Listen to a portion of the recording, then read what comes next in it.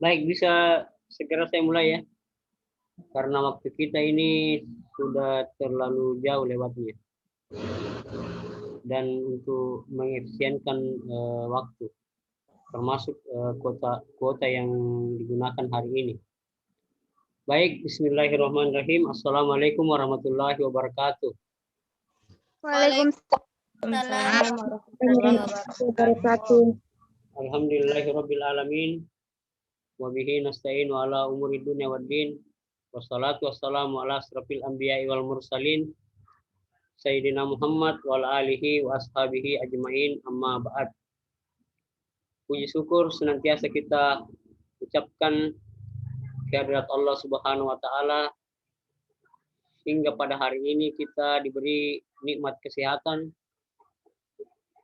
sehingga kita bisa bertemu kembali di mata kuliah yang berbeda, yakni mata kuliah pengantar metodologi penelitian, PMP, disingkat PMP ya.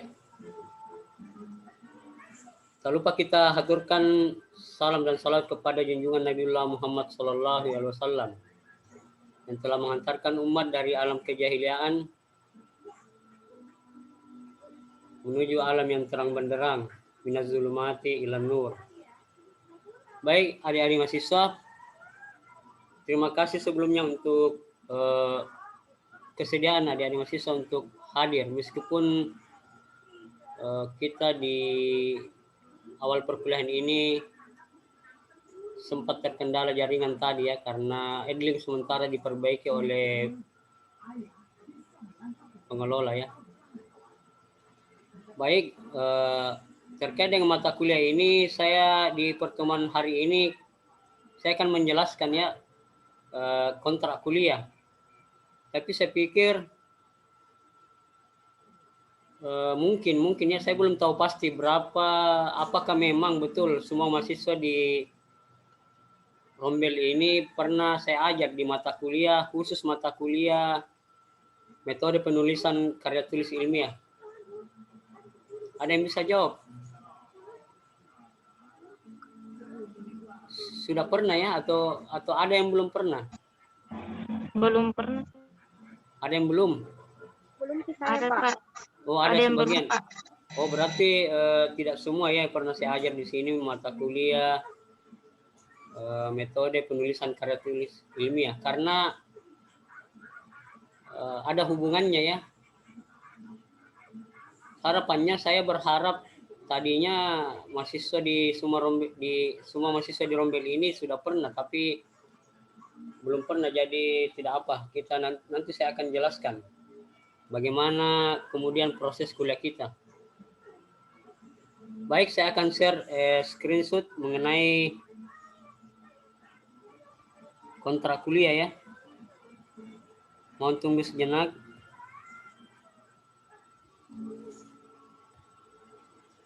Baik, sudah kelihatan ya? Apakah sudah kelihatan PowerPoint-nya? Iya, Pak.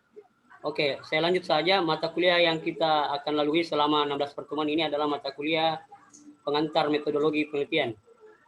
Jadi maksudnya bukan metodologi penelitian yang spesifik ke kualitatif atau kuantitatif, tapi metodologi penelitian dalam arti yang luas ya, dalam arti mencakup semua jenis penelitian, khususnya metodologi penelitian yang relevan dengan latar belakang akademik seluruh mahasiswa di Rombel ini, yaitu jurnalistik. Jadi nanti sedikit banyak penyampaian materi kuliah kita itu akan direlevansikan, akan dihubungkan dengan latar belakang akademik adik-adik mahasiswa, yaitu jurnalistik. Bagaimana kemudian mahasiswa jurnalistik model penelitiannya, jenis penelitian apa yang digunakan, dan berbagai hal yang terkait dengan metodologi riset. Nah, di kesempatan kali ini saya akan menjelaskan 3 poin saja ya, yaitu pertama aturan kuliah, yang kedua materi dan proses, yang ketiga aspek penilaian kuliah. Saya rasa penyampaian kontrak kuliah ini sudah pernah saya jelaskannya di semester yang lalu di mata kuliah yang berbeda. tidak banyak perubahan dari kontrak kuliah. Hanya ada beberapa hal yang ingin saya tekankan. Yang pertama itu khusus di aturan kuliah ini, saya pertegas kembali kehadiran itu diharapkan mahasiswa hadir 80% ya. Jadi mudah-mudahan ya, saya berharap mahasiswa bisa menyanggupi dan tidak ada yang alfa sebanyak 3 kali, karena aturan kampus kita itu memang kalau alfa 3 kali itu agak berat untuk diberikan kebijakan ya, kecuali memang sangat mendesak. Kalaupun ada yang sangat mendesak tidak hadir, mohon menyampaikan izin ke baik itu ke ketua rombel, bisa juga langsung ke saya melalui WhatsApp secara pribadi. Kemudian terkait dengan aturan kuliah yang paling penting juga saya anggap adalah kehadiran di Zoom. Harap adik-adik mahasiswa hadir di Zoom paling lambat. Batas toleransi keterlambatan itu 15 menit sejak Zoom dibuka ya. Jadi kapan Zoom dibuka itu bersifat fleksibel, karena kita diperhadapkan dengan situasi online yang banyak kendala di online ya. Mungkin jaringan dan mungkin juga seperti tadi ya, ada kendala di Edlink, di server Edlink. Saya kira cukup jelas ya terkait dengan aturan kuliah. Satu lagi terkait Zoom, saya berharap saya pertegas ya bahwa kehadiran adik-adik mahasiswa di Zoom itu dalam rangka proses kuliah tatap muka. Saya ulangi, saya garis bawahi bahwa kuliah kita ini tatap muka. Jadi tolong ditampilkanlah wajahnya supaya kita betul-betul bertatap muka dalam proses kuliah. Saya kira itu saja aturan kuliah. Selebihnya mungkin adik-adik mahasiswa sudah paham ya, karena aturan kuliah itu pada umumnya semua dosen hampir sama lah aturan kuliahnya, termasuk kode etik juga tetap dilaksanakan. Baik, apakah terdengar suara saya? Iya Pak. Iya Pak. Oke, baik, lanjut ke materi kuliah. Materi kuliah kita ini singkat saja, tidak perlu saya jelaskan secara detail karena umumnya sama saja dengan proses kuliah yang adik-adik mahasiswa pernah lalui. Yang belum pernah saya ajar bisa nanti bertanya secara lebih detail atau bisa menyimak PowerPoint yang akan saya share juga nanti di grup WhatsApp. Termasuk PDF, file PDF rancangan pembelajaran kuliah kita pernah saya share di grup WhatsApp, tolong dibaca-baca ya secara detail. Sekiranya ada yang kurang jelas boleh dipertanyakan langsung di grup WhatsApp atau melalui Japri, jaringan pribadi. Yang ingin saya tekankan di materi kuliah ini hanya 2. Yang pertama itu tugas kelompok dan tugas individu.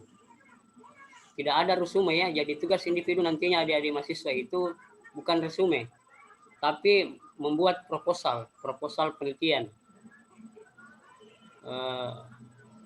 Jadi proposal penelitian itu khusus bagi mahasiswa yang pernah saya ajar di mata kuliah ya. Kalau mahasiswa yang belum pernah saya ajar di mata kuliah metode penulisan, maka bisa mengajukan proposal yang baru ya, sesuai dengan jadi proposalnya itu sesuai dengan jurusan jurnalistik. Jadi jangan kemudian ada mahasiswa yang membuat proposal yang tidak relevan dengan program studinya. Semoga dipahami. Kemudian khusus makalah kelompok itu akan dipresentasikan hanya di 6 kali pertemuan ya, di pertemuan materi pertama sampai di sebelum ujian tengah semester. Jadi selama 6 kali pertemuan itu penyampaian makalah oleh masing-masing kelompok.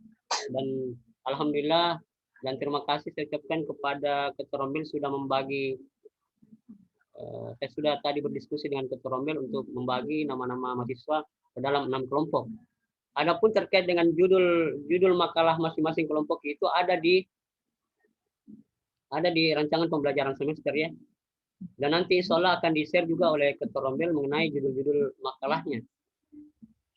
Nah itu saja. Jadi ada 2 poin, saya ulangi, ada 2 poin materi kuliah yang sangat penting dipahami oleh adik mahasiswa. Yang pertama adalah tugas makalah dan tugas individu. Tugas makalah itu dilaksanakan di pertemuan awal sampai di pertemuan ke-6 sebelum ujian tengah semester. Dan kemudian proposal itu juga sudah bisa diusulkan di awal ya, di awal kuliah. dan akan saya review, akan saya baca secara detail apa kekurangannya, sambil juga saya menyampaikan materi yang terkait dengan hal-hal penting yang terkait dengan rancangan proposal. Saya kira bisa dipahami seperti itu, dan proses review proposal itu akan saya laksanakan di setelah ujian tengah semester. Jadi setelah ujian tengah semester tidak ada lagi penyampaian makalah, tidak ada. Kita kuliah dalam konteks praktikum ya. Jadi secara umum proses kuliah ini saya bagi dua. Yang pertemuan pertama sampai ujian tengah semester itu bersifat penyampaian materi, baik itu materi dari kelompok, makalah, dan materi dari saya langsung. Setelah ujian tengah semester, materi bukan lagi materi ya, tapi kita lebih ke praktik penyusunan proposal penelitian. Saya ulangi bahwa setelah ujian tengah semester itu kuliah kita bersifat praktikum menyusun proposal penelitian. Saya kira itu ya, mohon dipahami. Jadi sengaja saya desain proses pembelajaran kita ini tidak hanya materi melulu yang kita dengarkan, tapi saya berupaya untuk mengimbangi, ada materi dan ada praktik, karena sesungguhnya untuk memahami secara komprehensif metodologi penelitian itu tidak cukup dengan kita membaca, tidak cukup dengan kita mendengarkan materi ya, tapi harus disertai dengan praktikum, karena metodologi penelitian itu wujud nyata dari kuliah metodologi penelitian itu bisa dilihat di proposal penelitiannya, bagaimana menyusun, misalnya bagaimana menyusun latar belakang, bagaimana menyusun rumusan masalah, bagaimana menentukan teori yang relevan, bagaimana menentukan metodologi penelitian yang tepat sesuai dengan masalah yang diteliti dan teori yang relevan. Saya kira itu ya. Jadi harus dipahami secara utuh bahwa di dalam konsep penyusunan proposal penelitian itu, di situ bisa kita lihat bagaimana aplikasi dari metodologi penelitian. Itulah makanya saya mendesain proses pembelajaran kita ini ke praktikum kuliah. Saya kira itu saja terkait dengan materi. Adapun proses dari kuliah kita ini tetap menggunakan Edlink, Zoom, dan grup WhatsApp. Hanya 3 ya media pembelajaran kita. Saya ulangi, media pembelajaran yang kita gunakan Edlink, Zoom, dan WhatsApp. Saya berharap adik-adik mahasiswa selalu memantau Edlink ya, termasuk nilai individunya, karena nilai penilaian, seluruh proses penilaian itu terekam di Edlink, terutama makalah dan tugas-tugas individu. Kalau Zoom itu hanya kita manfaatkan untuk penyampaian materi atau presentasi. Selebihnya diskusi kita lanjutkan di grup WhatsApp. Diskusi tanya jawab kita arahkan ke WhatsApp supaya bisa menghemat kuota. Lagi pula waktu kita di Zoom ini sangat terbatas, hanya 40 menit. Jadi nantinya saya berharap adik-adik mahasiswa ketika presentasi makalah, saya beri waktu paling lama 15 menit ya. Selebihnya 15 menit kemudian jatah saya untuk menyampaikan beberapa materi atau mungkin ada penyampaian yang penting. Dan 10 menit kemudian juga mungkin antisipasi sekiranya mungkin waktu kita bergeser mungkin, atau mungkin ada penyampaian yang lain yang terkait dengan mata kuliah. Saya kira itu saja terkait dengan proses kuliah. Lanjut di poin terakhir. Nah, ini perlu saya berharap semua mahasiswa memperhatikan poin terakhir ini, karena ini penting. Mengapa saya anggap penting? Karena sudah menjadi tradisi. Saya kira di Yayan Parepare itu di akhir kuliah setelah UAS itu banyak kemudian mahasiswa yang mengeluh, banyak yang komplain terkait nilainya. Padahal sesungguhnya terkait dengan nilai, andai kata adik-adik mahasiswa menyadari bahwa nilai yang Anda peroleh itu karena hasil usaha Anda, maka saya yakin tidak ada yang komplain di akhir kuliah. Jadi saya berharap adik-adik mahasiswa untuk mencapai nilai terbaik, maka saya menganjurkan untuk menekankan untuk mengikuti 5 poin ini.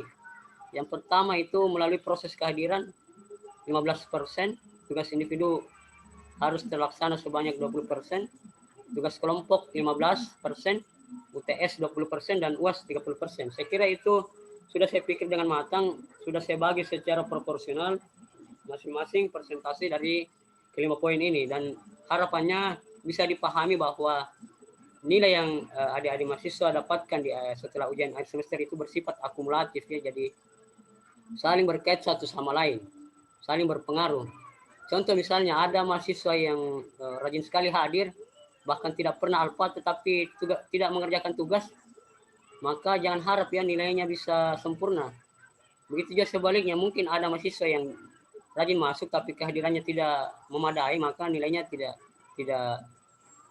sudah pasti ya tidak mencapai nilai yang baik, karena di Edling itu langsung terhitung nilainya, kehadirannya berapa, tugas ini punya apakah sudah dikerjakan, maka di akhir ujian akhir semester itu akan terhitung sendiri.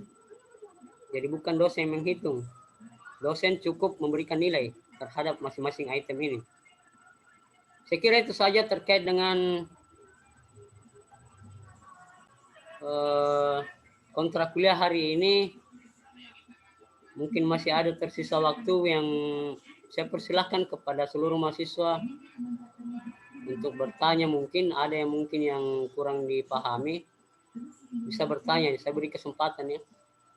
Sebelum pertemuan kita di Zoom saya tutup.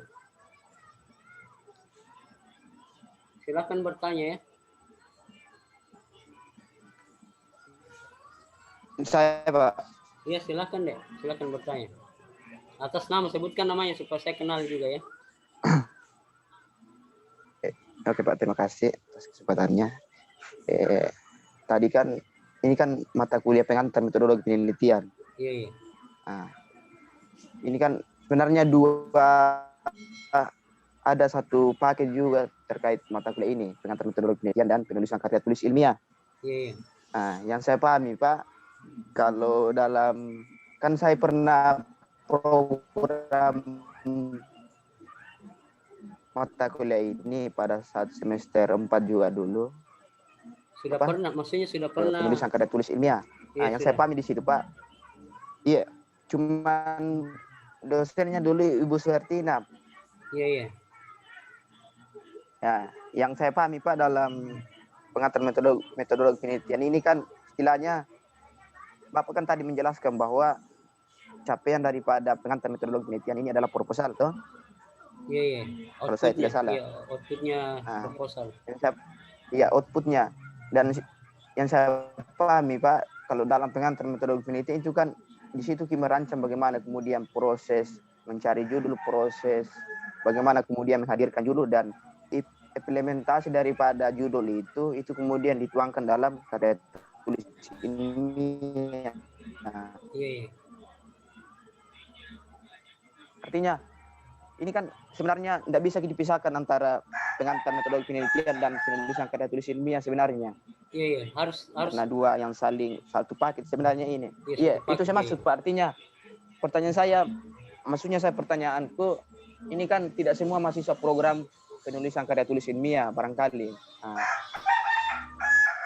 seperti saya kan, saya tidak program itu karena saya memang sudah lolos mata kuliah itu. Jadi saya program ulang terkait dengan pengantar metodologi penelitian, dan pengantar metodologi penelitian yang kami pelajari pas semester lalu suku 4 ini, bagaimana kemudian kita belajar merancang judul, bagaimana kemudian kita belajar mencari judul, itu Pak. Jadi pertanyaannya mungkin bagaimana istilahnya kalau misalnya ada teman-teman yang tidak program mata kuliah daripada penulisan karya tulis ilmiah. Jadi mungkin bisa dijelaskan dulu, Pak. Pertanyaan saya bertanya balik ya. Berarti sudah pernah mengikuti mata kuliah metode penulisan ya? Itu pertanyaan saya. Sudah ya? Sudah, Pak. Apa output dari proses kuliahnya? Kalau output daripada penulisan karya tulis ilmiah itu proposal, Pak, sampai bab 3. Iya. Sampai bab 3 ya. Ibu Suhartina yang kalau mengajar. Ibu Suhartina yang mengajar ya? Iya, Pak. Oke, baik. Saya menjawab pertanyaan. Jadi mungkin pertanyaannya begini. Bagaimana yang mahasiswa yang kemudian tidak pernah mengikuti metode penulisannya, begitu maksudnya kira-kira pertanyaannya. Maksudku Pak, yang tidak program begitu Pak. Yang tidak program. Maksudku hanya program terkait pengantar metodologi. Terus yang dipertanyakan apa ya pertanyaannya? Bisa mungkin dipertegas pertanyaannya. Maksudku kan begini Pak, toh. Kan capaian daripada mata kuliah yang kita maksud tadi di pengantar metodologi penelitian itu adalah proposal Pak. Iya, proposal. Toh? Maksudku yang saya pahami dalam capaian daripada hasil proposal itu masuk dalam mata kuliah penulisan karya tulis ilmiah. Nah, itu yang saya maksud Pak, bahwa bagaimana kalau ada daripada teman-teman yang hanya memprogram pengantar metodologi. Saya kira begitu Pak maksud saya. Kalau menurut pikiran saya pribadi, di sinilah tempatnya. Makanya saya bilang tadi bahwa mahasiswa yang sudah melalui proses mata kuliah metode penulisan bisa dilanjutkan proposalnya di mata kuliah ini. Akan saya bantu untuk untuk mereview kembali proposalnya, apa kekurangannya mungkin, atau mungkin bisa dikembangkan lebih jauh lagi, lebih sempurna, begitu maksudnya. Nah, sekiranya ada mahasiswa yang memang belum, maka di mata kuliah ini saya beri kesempatan juga untuk menyusun proposal. Karena saya pikir metodologi penelitian ini, betul yang Anda katakan tadi, bahwa sebenarnya metodologi penelitian ini tidak satu paket dengan mata kuliah metode penulisan karya tulis ilmiah, karena seperti yang saya singgung tadi, mata kuliah metode penelitian tidak cukup sebenarnya. Kalau kita hanya 16 pertemuan itu hanya materi melulu, tidak cukup bagi saya. Tidak cukup. Mahasiswa mungkin pemahamannya hanya materi saja, hanya teori saja, bersifat teori. Padahal metode penelitian itu output realnya yang nyata itu bisa dilihat di proposal penelitian. Jadi begitu maksud saya. Kalaupun ada mahasiswa yang memang belum sama sekali belum membuat proposal, itu tidak masalah bagi saya. Bisa mengajukan. Akan disinilah fungsi dosen untuk membantu adik-adik mahasiswa untuk mengenal lebih awal bagaimana merancang proposal penelitian dengan pengantar lebih dahulu dilalui dengan pengantar teori teori terkait dengan metodologi penelitian. Saya kira begitu jawaban saya. Mungkin masih bisa dipertanyakan atau bagaimana?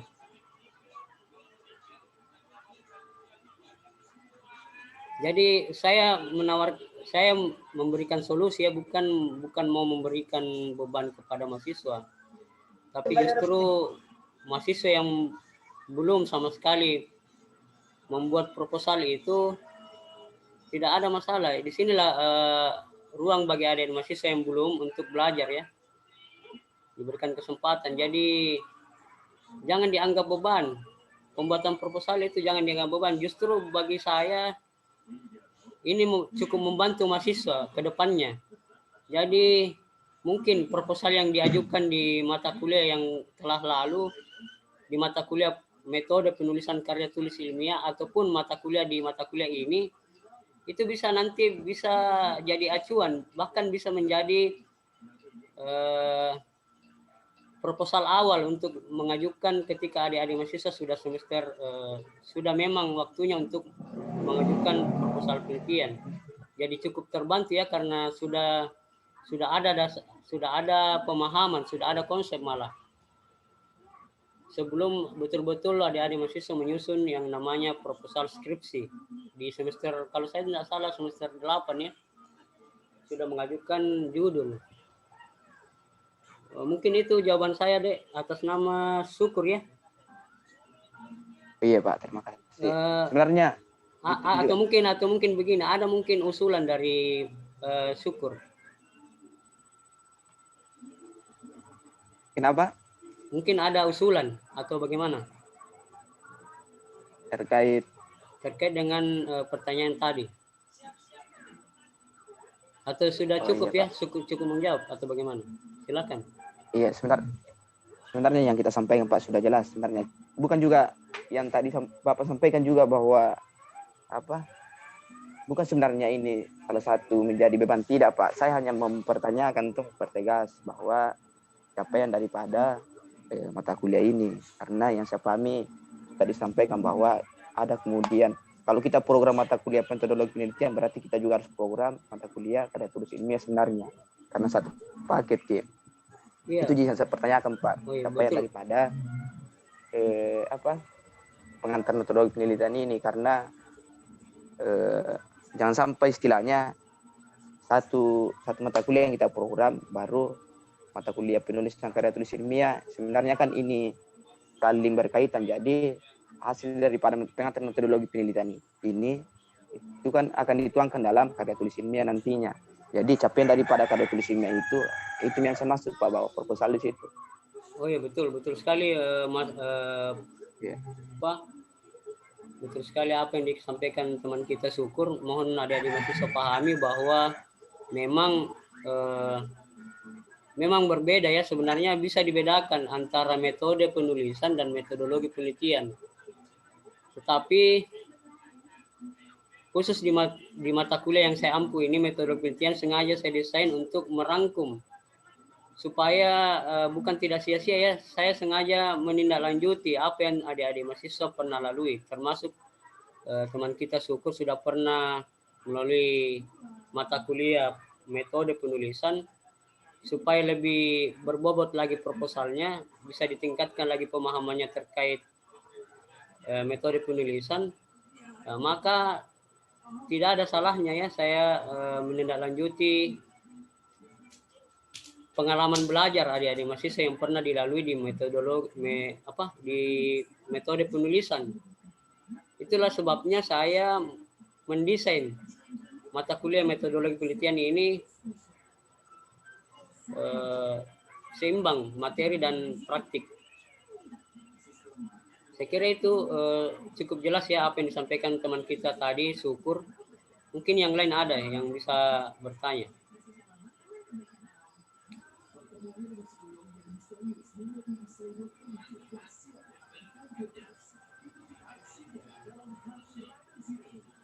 Apa di sini campur semester ya? Ada berapa semester di sini? Angkatan, ada berapa angkatan? Di sini semester 4 ya?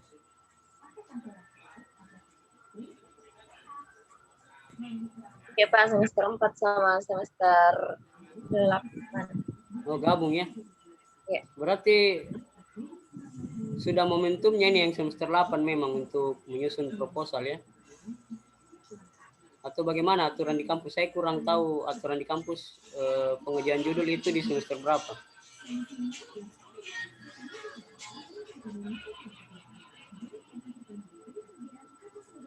Rupiah, enggak. Semester berapa? Semester 4 Pak. Oh, semester 4 ya. Alvin Daniel ini saya kenal ini, Alvin Daniel. Sangat saya ingat ini Alvin. Cuma yang lain ini mungkin memang ada yang baru saya ajar ya, jadi tolong dipahami tadi konstruksi dari rancangan pembelajaran kita selama 16 pertemuan itu formatnya seperti tadi. Pertemuan awal sampai di ujian tengah semester itu bersifat materi. Dalam artian materi yang dimaksud di situ adalah bersifat teori ya. Penyampaian teori baik itu yang disusun sendiri oleh mahasiswa kelompok pemakalah dan juga penyampaian materi dari saya terkait dengan materi terkait dengan teori-teori yang terkait mata kuliah metodologi penelitian. Kemudian setelah ujian tengah semester itu dilanjutkan dengan praktikum. Praktikumnya itu tindak lanjut dari proposal yang sudah pernah dibuat maupun yang adik-adik mahasiswa yang belum pernah buat boleh mengusulkan judul ya. Jadi saya berharap mahasiswa yang belum pernah membuat proposal itu pengajuan judulnya nanti bisa di grup ya, di grup WhatsApp. akan saya buat list mahasiswa yang sudah pernah dan yang belum pernah membuat proposal. Saya kira itu saja penyampaian hari ini. Mudah-mudahan bisa ditangkap, bisa dicerna apa yang saya sampaikan tadi. Tolong, saya berharap kepada Ketua Rombel untuk men-screenshot ya jumlah partisipan hari ini yang hadir di Zoom. Bagi yang sempat masuk tapi keluar tadi karena mungkin ada kendala jaringan, bisa melapor di Ketua Rombel ya. Bagaimana Lutfia, sudah screenshot ya? Sudah, Pak. Sudah ya, jadi mohon diarsipkan. Jadi presensi atau screenshot kehadiran mahasiswa di Zoom itu bisa diarsipkan. Sekiranya nanti ada teman-teman yang ingin konfirmasi atau klarifikasi terkait kehadirannya, bisa cek langsung di Ketua Rombel ya. Saya cukup menginput ke Sispo, jadi nanti data screenshot itu akan saya input di Sispo. Saya ulangi kembali sebelum saya tutup, harap selalu dipantau ya kehadirannya di Edlink, baik di Edlink atau di Sispo. Kalau merasa hadir lalu kemudian tidak terinput di Sispo, di Siakat, tolong segera melapor supaya nanti tidak ada beban di akhir perkuliahan, ada kendala mungkin yang komplain terkait kehadirannya. Saya pikir demikian penyampaian kontrak kuliah hari ini. Ada yang bertanya tadi? Tidak ada ya? Cukup ya hari ini.